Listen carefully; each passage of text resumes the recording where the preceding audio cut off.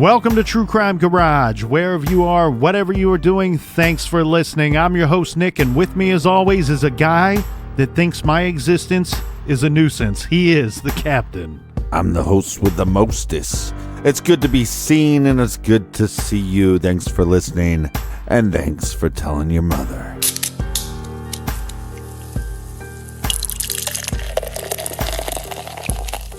This week in the fridge, we have Sohio Stout by our good friends over at the Columbus Brewing Company. I was drinking some great Columbus Brewing Company beers at the Clippers baseball game, so we had to put them back on the show.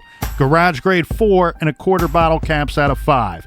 And today we are drinking with our good friends. First up, a raise of the glass to Mandy in Peachtree City, Georgia. And a big shout out to Nilash in Chicago. Here's one to Mandy in Saskatoon, Saskatchewan. She's asking if the captain could send her one of his hoodies. I'm guessing it's still cold up there. I would send one, but my hoodies smell like tears and desperation. And a big we like your jib to Sally in Bluebell, Pennsylvania. Here's a big cheers to Doreen in Belgium. She told me to roll the R. I'd like to go to Belgium. I think I would be welcomed there. And last but not least, a shout to Caitlin in Tiverton, Rhode Island. Thanks to everybody for helping us out with this week's shows.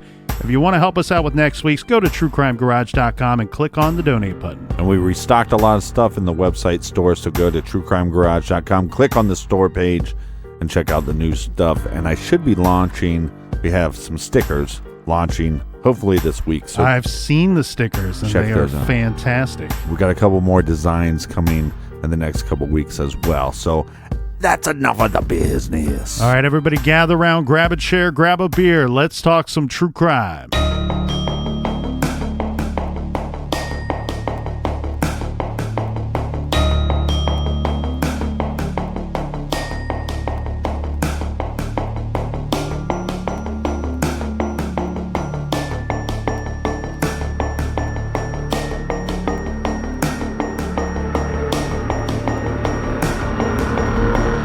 The website ohioattorneygeneral.gov contains many resources.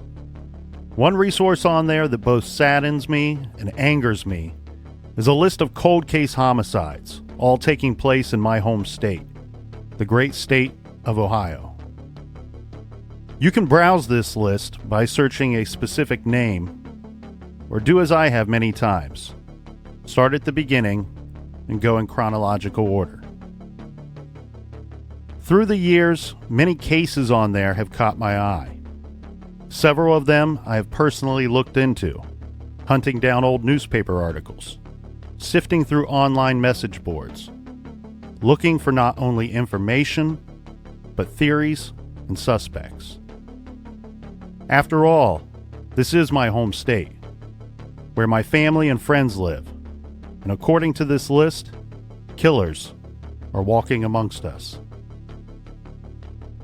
One of the cases that caught my eye was that of a young woman killed at home alone in her apartment. The case was initially of interest to me because I noticed that I once lived in the neighborhood in which she was killed. On the government website, this is case number 17. The victim's name, Amy Hooper. This was just one of many cases that for me stopped being just a number on some list and became a name on a file folder. However, I am slightly ashamed to say that the file ended up on a shelf in my office, collecting dust. Later, through conversations, I learned of an even closer connection I had to the unsolved murder case. My mother and Amy's mother taught at the same school, and my father followed the case in the papers and on TV. Not too long ago, I was busy cleaning out the old office and sifting through some old case files. Some that we have covered here on True Crime Garage and others that we hope to. I found Amy's folder, flipped through it, and looked at her photo. The sadness and anger returned. And so I decided to revisit this case. Amy was only 20 years old when some savage took her life. She was very close with her family and had many friends. The motive for this cold-blooded killing is not obvious, and the killer remains hiding in the shadows. This week, we take a look at just one of Ohio's many cold case homicides. This is the case of Amy Hooper.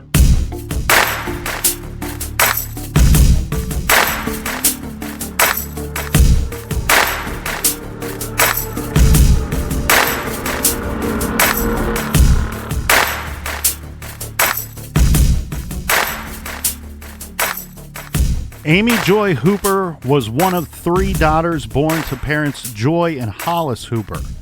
When Amy was born on November 2nd, 1971, her sisters were quite a bit older. Holly was 8 and Sandy was 10, so Amy was the baby of the family. Joy Hooper said that Amy was spoiled from all of the mothering, and that her sisters treated her like a little baby doll. They actually took care of baby Amy when their mother was ill for a time and was unable to do so. Amy was blonde with curly ringlets and hazel eyes, and as an adult, she was on the smaller side. She was maybe 5'3" tall. The website that we discussed lists her at 103 pounds, but according to her family, she was, quote, about 90 pounds soaking wet.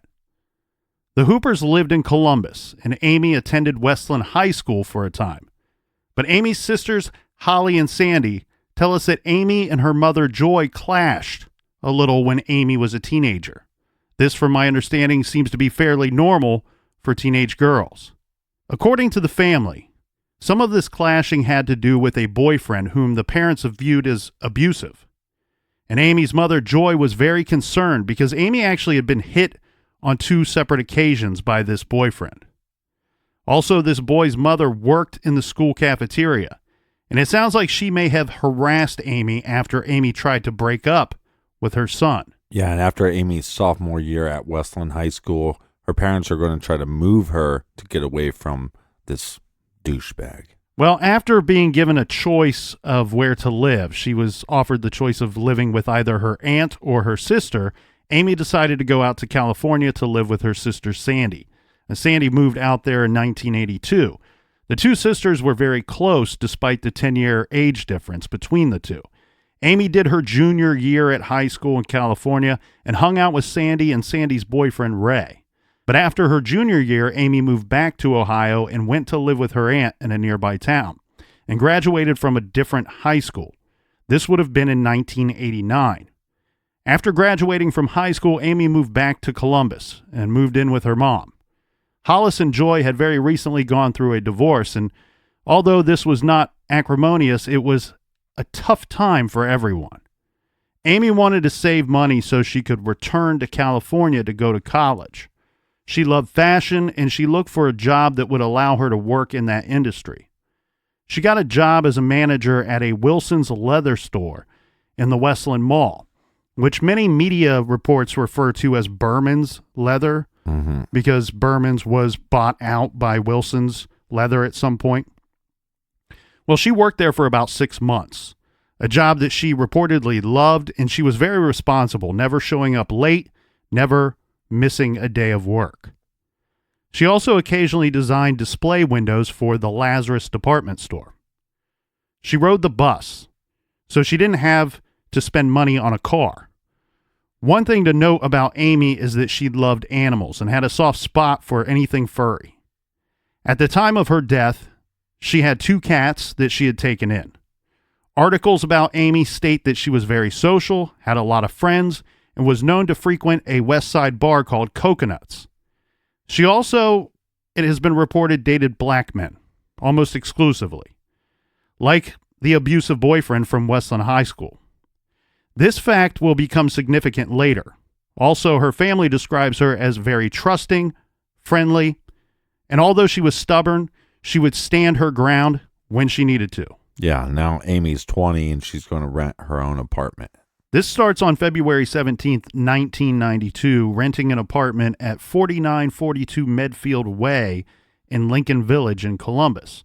Now, even though this was an apartment. It wasn't a big high-rise type building. Amy's ground floor apartment door opened into a grassy open area outside, punctuated by a spider web of walkways leading between the various apartments and the street. So to get to Amy's front door, all someone had to do is walk up to it.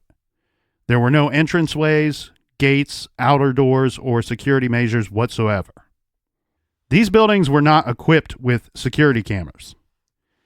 Amy leased this apartment on her own, but allowed a friend to move in with her rent-free. This is a woman whose name we don't know, but we do know that she had a small child. Mm-hmm.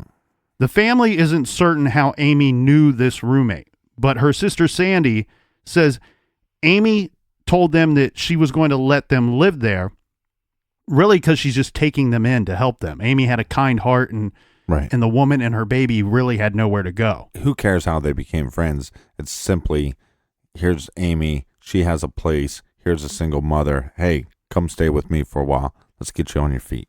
It sounds like that maybe Amy tried to move this girl into her mom's house when she was still living there. But after a few days, her mother was like, no, we're not having outsiders come and freeload off of our family and just stay here. You know, this woman apparently didn't have a job at the time, or at least that the family knew of. So Amy rented the new apartment and let her friend and the baby move in with her. Amy and this roommate were really still getting settled at the time. Even Amy's mother had not visited the apartment yet because the women were still getting the place together, and they were actually lacking in the way of furniture at this time. Amy's sister Holly was also living in Columbus, but she was in a serious relationship with someone in Cleveland.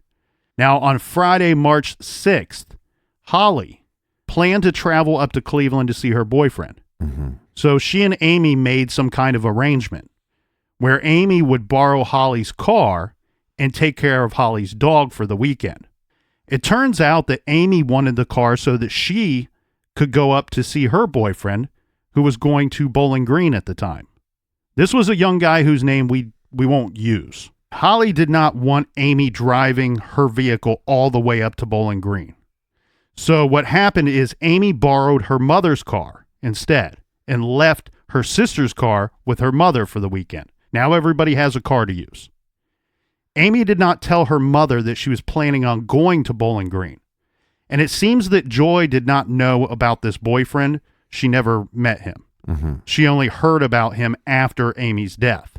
Again, I'm going to bring up the fact that it's early 90s, so it's not like you have a lot of internet dating or a lot of ways of communication with some of these people. It could be somebody she went to high school with that went to Bowling Green for college or moved there with their family.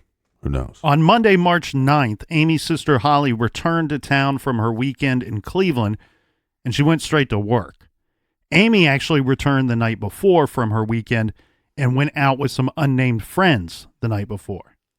The plan, Amy was supposed to meet Holly on Holly's lunch hour that day to return her car. Now, when Amy failed to show up, Holly called her apartment numerous times to no avail. We don't know whether she also called Amy's work, but she told us that she couldn't find Amy that day. It was later reported that by 1 p.m., Amy's friends and coworkers started to call each other, looking for Amy. Meanwhile, Holly called her father, and he gave her a ride to Amy's new apartment. Holly had a key to her car and was hoping to be able to retrieve the vehicle. She and her father knocked repeatedly on Amy's apartment door, but there was no response. Yeah, but they were able to find her car. Yeah, Holly's car was in fact still there. And because she had the key, she was able to open the car door and then drive the vehicle back to her work. Mm-hmm. Hollis also left at this time, likely figuring that there had been some kind of mix-up. One thing we have no information on is whether the police ever took a look at Holly's car, which we know Amy drove that morning. So we don't know if it was ever dusted for prints or examined for signs of a struggle or even things out of place. Now, at this point, Holly called her mom, Joy, to see if she knew where Amy was. She had a really bad feeling when she was able to locate her car at Amy's apartment, but Amy was nowhere to be found. Joy was a teacher, and she was in the classroom all day long, so it was hard for her to talk on the phone. But eventually, around 3:30, Joy was gathering mail at the school where she worked. And people from Amy's work started to contact her because Joy was listed as Amy's emergency contact person. Amy failed to show up for work. Then when Joy was finally able to call Holly, Joy told Holly that Amy had been to her house in Grove City around 6:30 that morning and returned her car and took Holly's car. The two chatted while Joy put on her makeup getting ready for work. Amy told her mother at that time that there was a manager's meeting that was scheduled for work that day, later that morning, and she was supposed to be a part of this meeting. From what I could tell, from what I could find, the manager's meeting was to be around noon, or at least that's what some reports say. Joy said Amy seemed normal at this time when they were talking that morning and very happy that morning. So just a quick summarized version of that timeline, because there's a lot of moving pieces and parts here. Okay, so the general timeline is this. Amy returns to Columbus Sunday night. We don't know what time. She goes out with some friends. Early Monday morning at 6:30 a.m., she's at her mother's house. Remember, they have to switch out the vehicles. And so at 6:30, she talks to her mother. Everything seems normal and happy and good at that time. There's nothing strange going on with Amy. She takes her sister's car and presumably goes straight to her apartment. Now, where we are now is we have multiple people who have reached out to Amy's mother trying to get a hold of her because they're like, we haven't seen Amy. We have Amy's sister, Holly, who I found my vehicle at Amy's apartment, but no Amy. And now we have her work calling Joy because she is the emergency contact listed on her information because they've not seen Amy either. She's supposed to have been at a manager's meeting that day. And mind you, she's worked there for over 6 months and never missed a day of work. So this is raising all kinds of alarms. The red flags are going up, especially for Joy. Well, and sometimes mothers just know. Well, she's already heard from one daughter, and she's heard from Amy's work, and she's saying as soon as this went down, she knew right away that something bad had happened. Right. So Joy, Amy's mother, asked Holly, the sister, to meet her at Amy's apartment. They wanted to go to the rental office and ask if they had seen anything. They're still trying to find Amy. And they called Amy's father to meet them there as well. So once they arrive, Hollis, her father, tries the door to Amy's apartment and found it locked. They decided to go to the super's office and ask them to open up the door. Now, Joy, the mother, had to be present in order for the super to open up the apartment door. He had to receive permission from a person listed on Amy's lease documentation as a person who could actually authorize entry into Amy Hooper's apartment.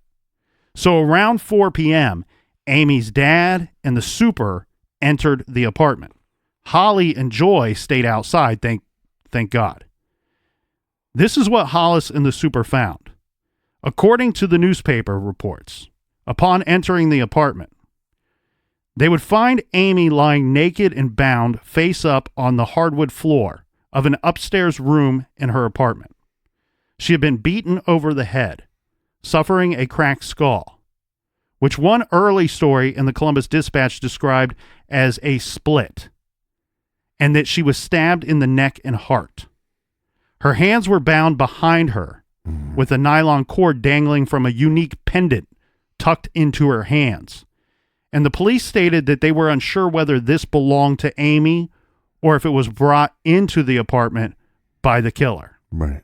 This was a wood and leather medallion, a heart shape painted with colors of red, yellow, and green glued to a black wood circle. Was there any sign of sexual assault? There was, according to the newspapers, that is unclear. Yeah. Now, regarding this medallion itself, the newspapers asked if this could mean something, even asking if the killer was making some kind of statement because Amy was dating an African-American man. Or was this just something that was lying around? Right, but what does a medallion have to do with an African American man. Well, mind you, the colors that were on there, we have red, yellow, green. Mm-hmm. So we have colors of the African flag. I would believe the right. Or is it somebody that saw a white woman with a black man and wanted to make her pay for that? Correct. You know what I mean? Is that what you're saying? That's what the papers were saying. Okay. I want to be very clear about that. That's what the newspapers in 1992 were saying, not what the Colonel is saying in 2019. Right. I'm simply reporting what was reported. So the question here regarding this medallion, this necklace, whatever you want to call it, is did this actually mean something? Did the killer bring this to the apartment with them? Or was it just something that was lying around that was found in Amy's apartment that the killer used to tie her up? Newspapers even suggested that this might be the key to the case. Police told the media that Amy may have been rendered helpless with her hands tied and then struck on the back of the head. The family has stated that the blow to the head is what, in fact, killed Amy. The stab wounds were all post-mortem. Mm-hmm. And the family say that they were told that there were 13 or 14 stab wounds in all. Well, see, to me, that seems like an act of passion, rage, so more likely somebody she knew. Well, that's pretty spot on there by you, Captain. Good job out of you, because according to the detectives, what they told the papers was whoever did this to Amy was harboring some kind of rage against her. Now, the knife that was used was found at the scene. Oh, that's always nice when they leave that behind for you. But the puzzling thing is the weapon that was used to bludgeon Amy on the head, the blow that killed her, was never found. Mm-hmm. So, real quick before we move on, regarding the knife, we know that it's found at the scene, although we've never been told. No one could tell us if this was something that the killer brought to the scene or something that the killer found already in the apartment. We don't know if this knife belonged to Amy or even the roommate. Right, but they believe those stab wounds were post-mortem. So where is this object that hit her on the head to split the skull? Well, they didn't find that at the scene. You know, unlike the knife, they did not find this weapon. And in fact, according to investigators, they weren't really even certain what type of weapon it was. The only thing that they told the media was that all they know is it was a sharp, heavy object. So almost immediately after finding Amy's body, investigators, they're searching alleys, dumpsters, garbage bins in the area. They're looking for, of course, not only clues, but mainly looking for the sharp, heavy object that killed her. Right. But they found nothing. Well, even though that they found nothing around her apartment, do we have anything else that we know, more information about the scene of the crime? We do have some more detailed information here regarding the murder scene. We know that Hollis, the father, discovered the horrifying traumatic sight of his daughter lying dead on the floor. The Franklin County Sheriff's Department, they were called in to investigate. They were the lead on this murder case. The 911 call came from Amy's family at 4:21 p.m. that day. Detectives were very quick to close off the scene, and they started their investigation immediately. Now, the apartment door, windows, or really anything otherwise showed absolutely no signs of forced entry. There was also very little sign of a struggle in the apartment. There was a phone cord. Now, this was found to be ripped out of the wall. Police, from what they could see at the scene, surmised that Amy had taken a shower that morning. Well, and this kind of gives us some kind of a window of when the time of death would be. Mm-hmm. Yeah, and this is actually very important to our investigation here, because what we have here, Captain, is we know that around 4 o'clock is when her father enters the apartment. By 4:21, we have detectives on the scene. They've already blocked everything off. So regarding the time of death, we have a couple of indicators to tell us what that could be. We know she was at her mother's house at 6:30, and then she returned. We're presuming that she came straight to her apartment. Maybe she stopped off along the way. But what we do, in fact, know that once she returned to her apartment, she did take a shower. And we'll get into the details of this more, why we know this to be absolute fact. This is not something where anybody needs to let us go, she could have taken a shower the night before or before she went to go pick up the car. No, we have details that point out that, matter of fact, she took a shower after returning to her home. So what I'm getting at here with the window of time, of the frame of time that we need to be concerned with to find this offender, is to narrow the time of death down to this.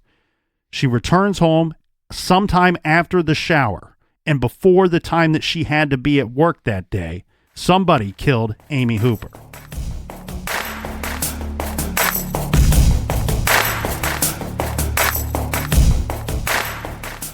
No one really has time to go to the post office. You're busy. That's why you need Stamps.com, one of the most popular time-saving tools for small businesses. And like I've always said, Stamps.com is a must for any small business owner. Stamps.com brings all of the amazing services of the U.S. Postal Service right to your computer.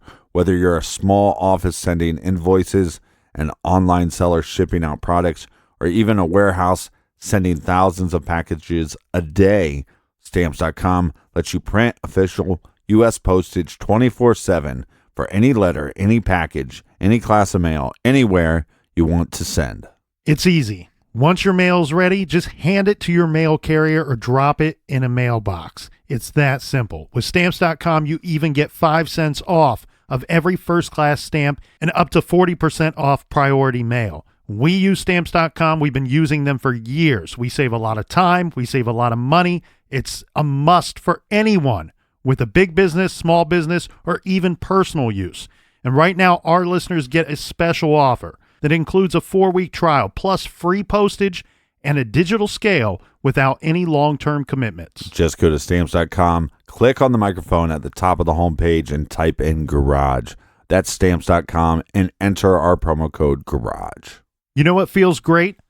Paying off high-interest credit cards, getting a lower rate, and saving money. Refinance your credit card balances and save with a credit card consolidation loan from Lightstream. Get a fixed rate as low as 6.14% APR with AutoPay. And get a loan from $5,000 to $100,000 with no fees. You can even get your money as soon as the day you apply. Plus, Lightstream is a division of SunTrust Bank, one of the nation's largest financial institutions, so you can have complete peace of mind. Want to save even more? Our listeners get an additional interest rate discount. The only way to get this discount is to go to lightstream.com/TCG.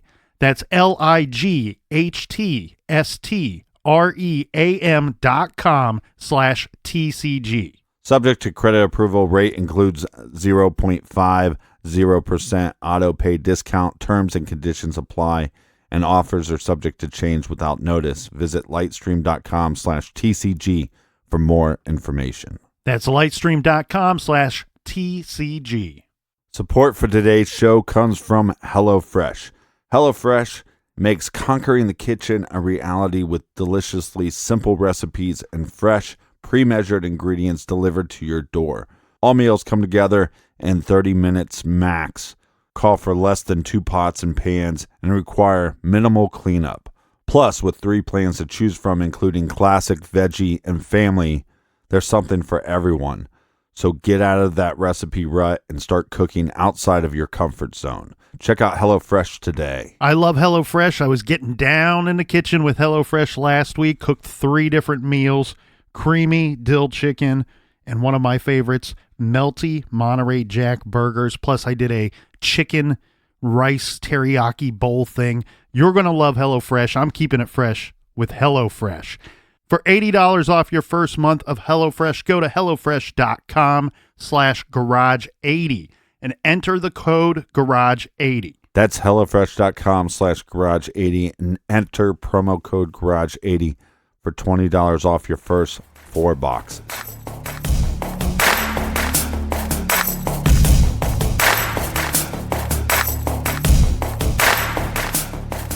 All right. Cheers, mates. Cheers to you, Captain.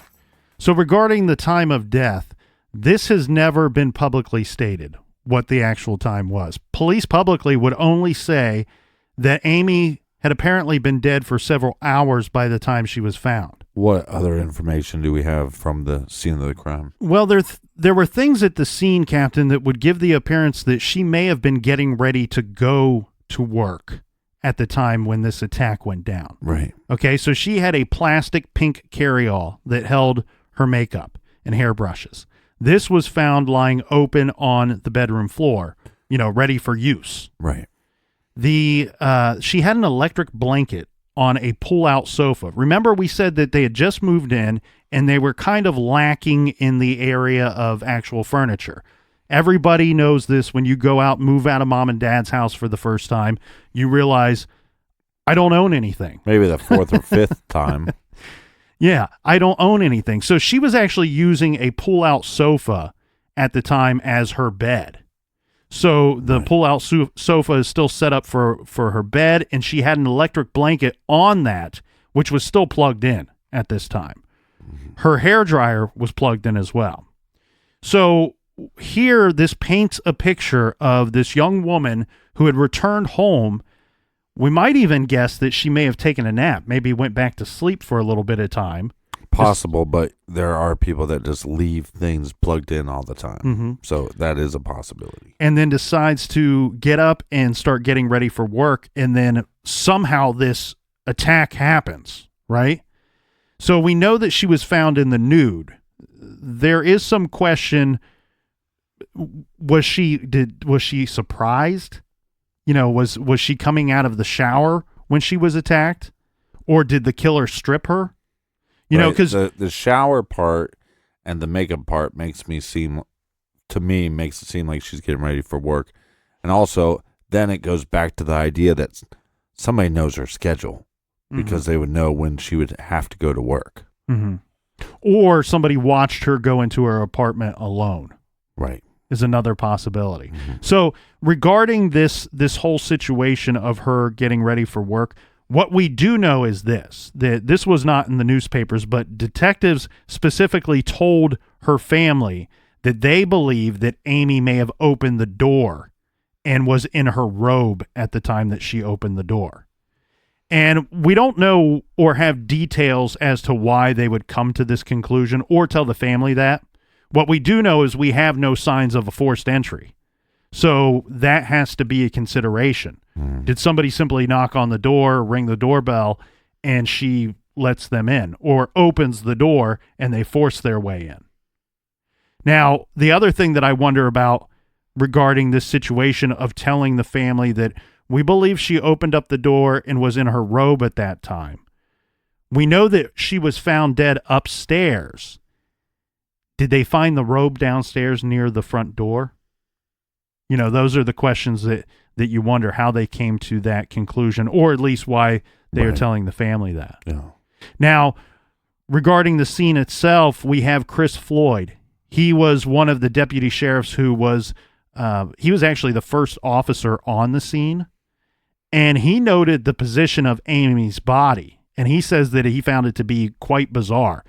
He said, quote, "She was displayed. It wasn't as if she fell that way. My first thought was this was to make a statement." It's hard to know what the reason why he believes this, because we obviously didn't see how she was displayed. So, but I'm guessing there's some kind of reason.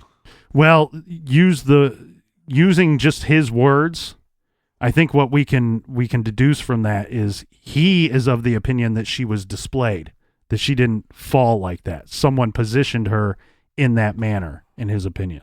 Right, but we also have possible post-mortem wounds, and does that come into a play of where I'd assume that comes into the play of where she's going to be laying if you're attacking the body after she's already dead. Well, let's talk about that medallion for a while, because so much has been made in the newspapers about that medallion. If you look up this case, unfortunately, there's not a lot of news coverage on this case. There's a handful of good newspaper articles. I'll say that word, good newspaper articles. They're not great. In a sense that some of the lengthier ones While they make for a good type of murder mystery, if it were to be fictional, this is a true story. And the truth of some of this stuff seems to be left out of the papers. Now, in their defense, this may be information that they just don't know. Okay? So this medallion, if you look up the Columbus Dispatch news stories regarding this case, and I'm sure that there was probably one or two that made their way through the Associated Press. But they time and time again ask the question, is this medallion, is this necklace the key to the case? Because they're asking the obvious question here. Was this something that the killer brought to the scene with them, used it to tie her up, and then either forgot about it, was startled and had to leave the scene earlier than they wanted to, right, or, left it there for any number of reasons? The truth about that medallion is it's very likely not the key to this case at all, because we know this. This is one thing that we know to be fact. Her sister, Sandy, her older sister, remember that she lived with for a time in California. Oh, Sandy. Says to us that medallion was not only did it belong to Amy, but I know that it belonged to her because I purchased this for her. Right. Sandy says that she bought the what she called a Rastafarian themed medallion for Amy when the two attended a reggae festival in San Diego, when Amy was out in California with Sandy.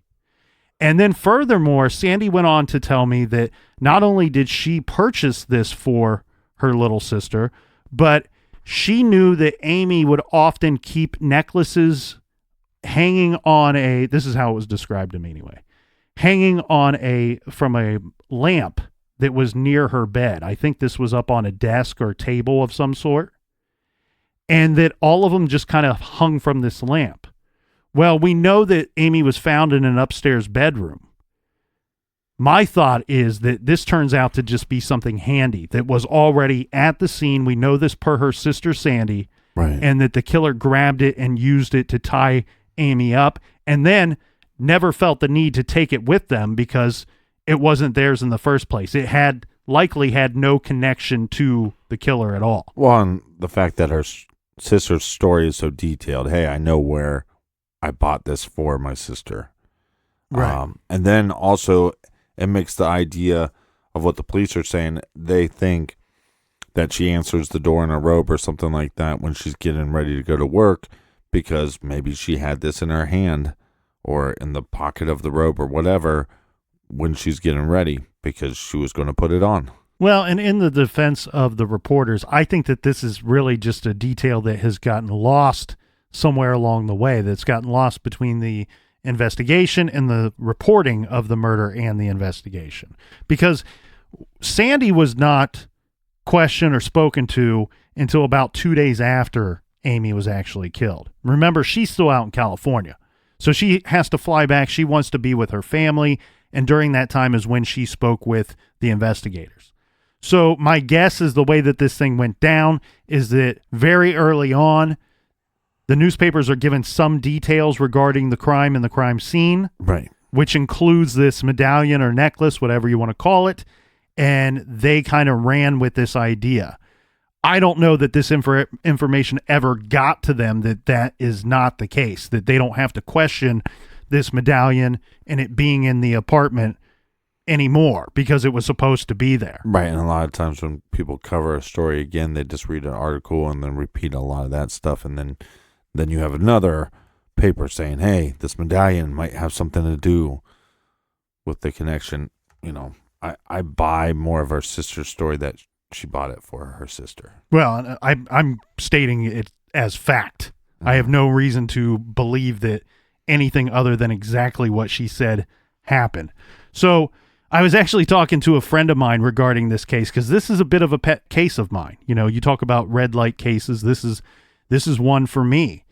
And we were talking about this medallion, this necklace thing, and they asked me, well, why would the detectives on the case still continue to let the newspapers believe that this medallion might be a big key to solving the case? And my answer is simply this. One, the detectives don't owe that information to the newspapers. They may be wanting to hold that information back. But then on top of that, as detectives, they're just happy that somebody's reporting about this case. Because we talk about so many times that you need the public's help. And if this case can stay somewhat in the public eye, even though it has not, that's probably their hopes there. And I do want to point out something regarding this case as well, that there have been a couple of detectives over the years that have worked this case, and I've not questioned their efforts.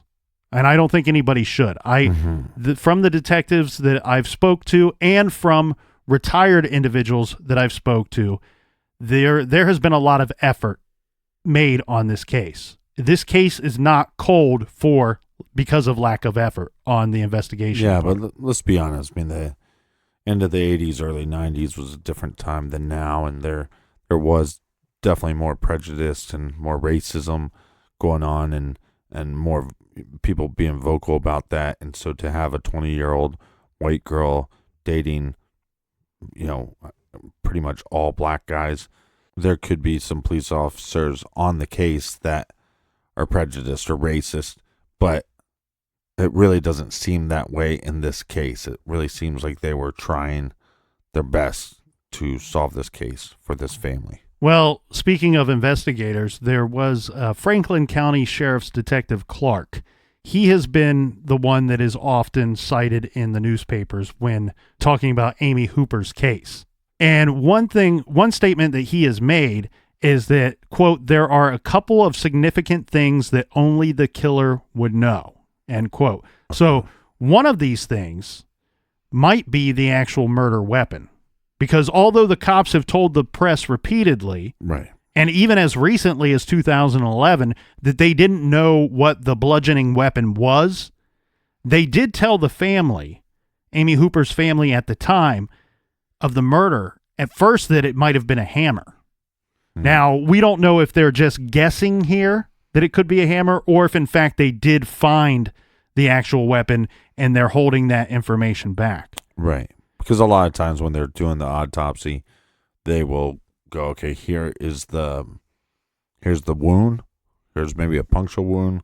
What are we looking for? Mm-hmm. What kind of object? And they might have a broad strokes of what that object is. But like you said, the hammer could just be a guess. Yeah, and then they told the family that it looked like to them that Amy had run to her landline phone. Okay, so this is kind of the full story of what investigators are working with. What the evidence is showing them is that this is how this might have went down. Right. That she answered the door in her robe, and then the killer either is welcomed into the home or forces their way into the apartment. And then at some point, Amy made a move for the landline phone, possibly to call for help. They believe that the killer then grabbed the phone and hit her over the head with the actual phone. According to one family member, they were told that blood was found on the phone itself. Now, that doesn't have to mean that she was hit with the phone. We do know that the only really true sign of struggle that was shown inside that apartment was the phone cord being ripped out of the wall. Right, and the fact that she dated a guy that was abusive to her, one, where's his whereabouts this day? Is he around? I think that's something they need to look into. And also the men that she was dating, was there any history of abuse with them? Maybe not that she reported to the family or friends, but do they have any arrest by being abusive to somebody else that they dated? Mm-hmm. And so now you have those kind of suspects, and then we have her wanting to go to Bowling Green, right, to hang out with a friend. She came back the day before, yeah. Right. And so does she have somebody at home that she's seeing that would be jealous of the fact that she went to go hang out with somebody in Bowling Green? So you're saying we should get to some possible suspects here, Captain? Yeah, that's what I'm saying. Well, and I'm starting with the high school douchebag. Okay. Not in high school anymore, but the guy that she dated in high school. Well, let me finish up with the crime scene stuff first, and then we'll get to possible suspects. So one thing that the investigators are keeping mum on and won't even discuss with the family is whether Amy was sexually assaulted or not. Now, later, all these years later, we do know that DNA was found at the scene. We do know that DNA does not belong to Amy. This has been publicly stated. We do not know the source of that DNA. But do we know if it's male or female? Well, it sounds like we don't know shit. Well, here's where I'm going to go with this. Okay. They've never said this publicly. Okay, so we're basing our story off of what has been stated publicly throughout the course of this very long investigation. But what we can do for you is we can pick apart the pieces of this investigation and really tell you kind of what's going on with it based off of their actions. And we do this often when we look at these investigations. How do we know that DNA was found at the scene? Well, we know that because they've publicly stated that they have cleared possible suspects when testing DNA. Right. Okay? The only suspects that they have publicly stated have been cleared by DNA testing are males. So, where I'm going with this is I believe that they have knowledge that the DNA found at the scene that was not Amy's is that of a male, that our offender is in fact a man. Right. Because there could have been females that you would test, right? Yeah. So they must know that this DNA belongs to a man, and they have tested several individuals and cleared them based off of their DNA evidence. Well, can you start with the X, the abusive fart-eating jerk store? Yeah, so earlier we mentioned Amy's abusive boyfriend from when they attended Westland High School together. Mm-hmm. Well, get this. The family says that they have reason to believe that this guy actually tried to follow Amy to California. Remember, her parents suggest, hey, you got to get away from this guy. You can go move with your aunt who lives in another part of Ohio, or you could go live with your adult sister out in California. She chooses California. What I've been told, the family says we have reason to believe that this dude tried to follow her out to California, but from what we can recall, for whatever reason, he failed to do so, meaning he never caught up with Amy while she was in California. So then you wonder, was he waiting for her when she returned to Ohio? Yeah, or did he hear about her returning and go, oh, she's back. Time to go back to being a jerk store. As far as the family is aware of, Amy Hooper's family, they say that they are not certain. They have no reason to believe that the two actually ever saw each other ever again after Amy moved out to California, even when she moved back. Right. But it certainly seems, though, that he was a good candidate for a suspect to be the murderer, given that he was violent and vindictive. But according to one of Amy's family members, it seems that he has been ruled out. Okay? I've been told by her family that this individual was not only ruled out, but he was cleared using DNA testing. Okay, so maybe they went and talked to him. He said, I had nothing to do with it. Here's my DNA. Clear me. Yeah. I've not seen her in God knows how long. I will cooperate with your investigation. So where do they go to next? The more recent boyfriend? Well, yeah, that is the obvious place to go. They probably may even went there before anybody else. So police honed in on her current boyfriend. Remember, this is somebody that the family was unaware of. He's a student at Bowling Green State University at the time. And Amy spent the weekend with this boyfriend in Bowling Green. What we end up learning here is that he does speak to police, and he's very cooperative. He tells police that, hey, I gave her a small diamond ring that very weekend, the last weekend that I saw her. And in fact, it was still on her left hand when she died, when police found her. That's sad. But as we said, Amy's mom didn't know about this boyfriend, and Amy didn't show her that diamond ring when she came over that Monday morning, the morning that she was killed. Yeah, sometimes it's sometimes that's sensitive with your parents. You don't want to tell them you're jumping into something too serious. Give them a little time. Well, and I want to remind you about something too, is Amy's intentions. So Amy was very much wanting to be in the fashion industry. That's why she took that job. She applied for that manager's job at the leather store. Right. And she was working towards that. She was saving up for college. Her intention was to move back to California and attend school there. Mm-hmm. So I can totally see a situation where maybe this wasn't as serious for Amy as it was for the current boyfriend. Or maybe this is not something that you want to discuss with mom, knowing that she plans to move out of state soon. Right. You know how it is. You don't want to get in one of these long conversations with one of your parents regarding what you're doing and how the order that you're choosing to do them in. I prefer to never talk to my parents about relationships, sex, or anything. Or that I'm even alive. So the family does not know about the boyfriend. They didn't know about the ring at the time. Later, they did find out that he was not only a good student at Bowling Green, but he was also a football player. Regarding this boyfriend, though, he was cleared. Now, as far as public knowledge goes, what I could find in the newspapers, we don't know why or how. That was never stated publicly other than he was cleared. So much so that police have gone on and stated that he's not a suspect. They publicly said he's not a suspect. This is happening Monday morning, correct? So wouldn't he be at school?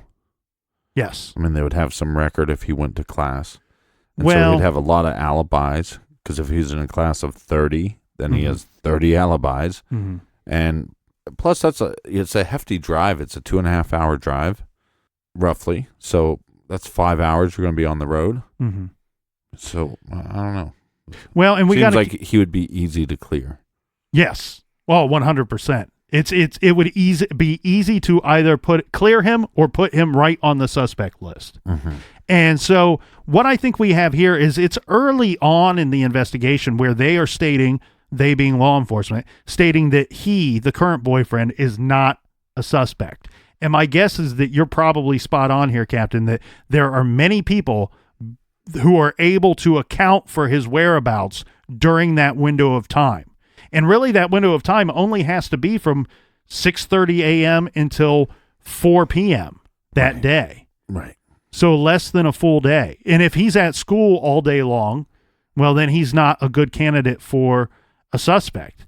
And what I've been told here is that it's believed that even at a later date, I want to point something out here. It's not like they find Amy's body and then they're immediately plucking suspects and testing DNA and clearing people. This isn't happening rapidly. This is happening slowly over a long period of time. And we have him who very quickly is named as not a suspect. From my understanding, that even at a later date, even much later after being named as not a suspect, he provided DNA and they were able to clear him in that way. So there's absolutely no question in regards to the boyfriend. That's doing your due diligence right there. When you go, okay, we have alibis, we have cleared him, we don't think there's any way possible that he was even in Columbus at the time, but we're still going to go back now that we have DNA and make this mother sucker take a DNA test. Well, and that's why I stated earlier that I don't believe that this has not been solved because of a lack of effort. This is really them circling the wagons here and stating, you know what, we're going to double check everything. We're going to double, triple check everything until we get this thing solved.